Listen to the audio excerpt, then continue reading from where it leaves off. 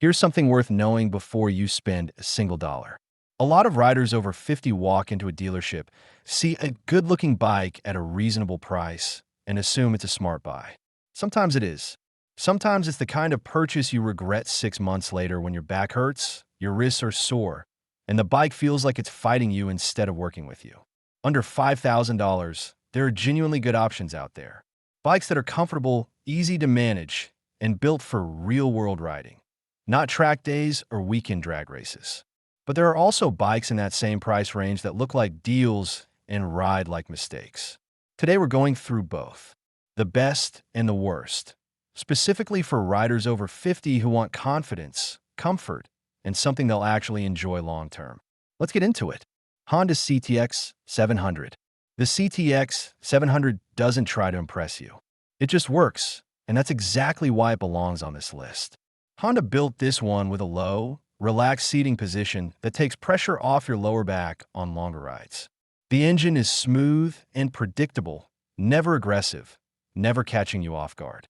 For riders who want to feel settled and in control from the moment they pull out of the driveway, that matters more than most people admit.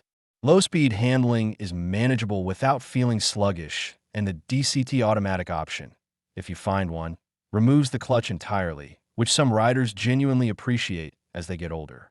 One downside worth mentioning: it's not a lot of bike if you plan to do serious highway miles regularly. It handles highways fine, but it's more at home on relaxed back roads and shorter commutes. On the used market, you can usually find these starting around $3,500, depending on condition. Suzuki TU250X. This one suits a very specific type of rider. Someone returning to motorcycles after a long break, or someone who simply wants a lightweight, no-stress bike they can trust completely.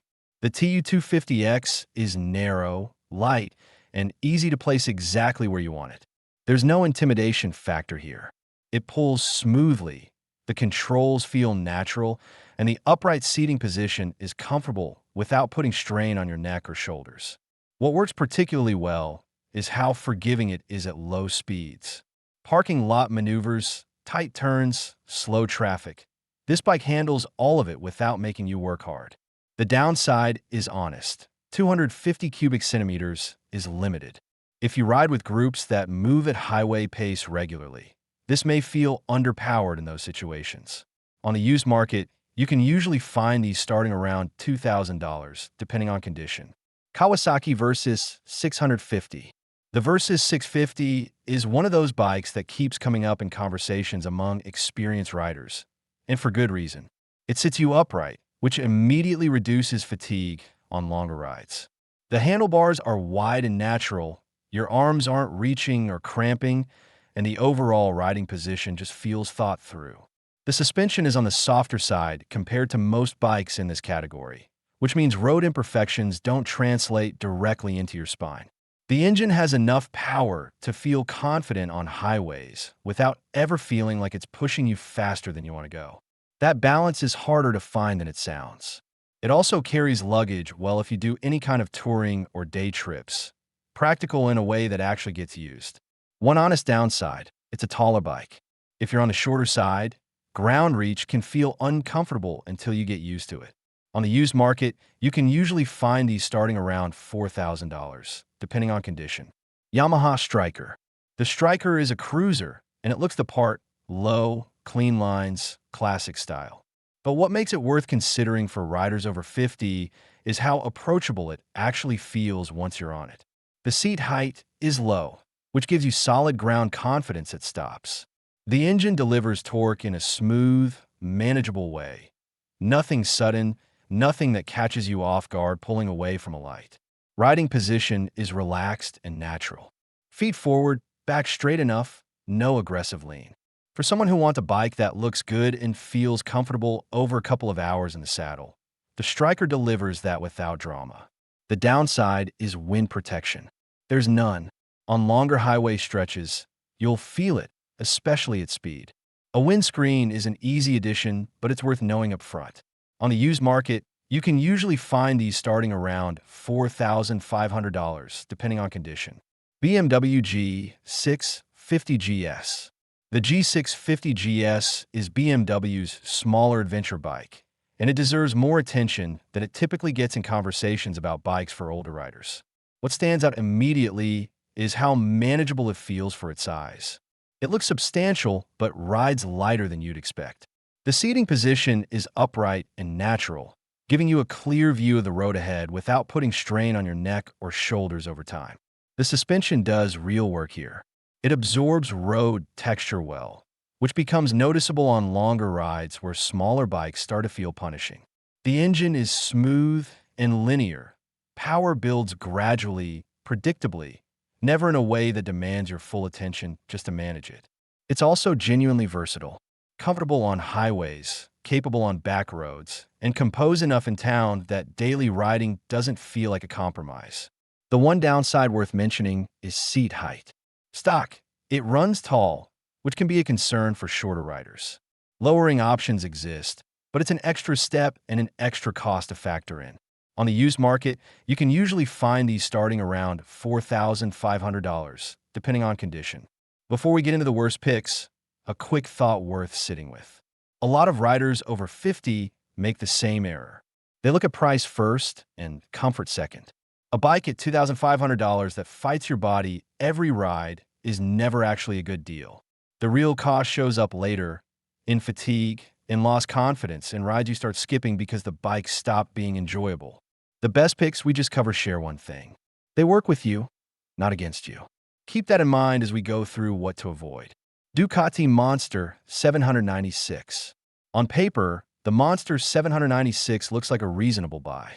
It's Italian, it's stylish, it's available under $5,000 on the used market, and the name alone carries a certain appeal. Here's the reality. The riding position puts you leaned forward, weight loaded onto your wrists, which becomes uncomfortable quickly. Not after hours, sometimes after 20 or 30 minutes. The engine has a raw, aggressive character that demands your full attention at all times. That's exciting at 25. At 50 plus, it's tiring. Maintenance is another honest consideration. Ducatis in this price range have often lived a full life before reaching you, and service costs can be significantly higher than Japanese alternatives when things need attention. It's a bike that rewards aggressive, committed riding. That's not what most riders over 50 are looking for, and there's absolutely nothing wrong with that. On the used market, you can usually find these starting around $4,000, depending on condition. The price looks right. The fit usually isn't. Kawasaki Ninja 650. The Ninja 650 is genuinely a good motorcycle. That needs to be said clearly, because the issue here isn't quality, it's fit. It's designed around a sport-forward riding position. Handlebars sit low, foot pegs push your knees up, and your weight naturally shifts forward onto your arms. For younger riders who ride aggressively and frequently, that position feels natural. For riders over 50 doing relaxed weekend miles, it starts creating tension in the wrists, shoulders, and lower back within a single ride. The engine is also punchier than it appears on paper. Throttle response is quick, and in town it requires a level of constant attention that adds up over time. It's worth saying again, this is not a bad bike. It's simply a bike built for a different kind of rider with a different set of priorities. On the used market, you can usually find these starting around $4,500, depending on condition. Harley-Davidson V-Rod. This one surprises people. It's a Harley, it's a cruiser. It looks exactly like something a rider over 50 would enjoy. But the V-Rod is a different animal compared to most Harley models, and not in a way that works in your favor here. It was built around performance. The engine is powerful and revvy, more European sport bike in character than traditional American cruiser. The riding position looks relaxed, but the foot pegs sit further forward than they appear, creating an awkward angle for your hips and knees on longer rides. It's also significantly heavier than it looks.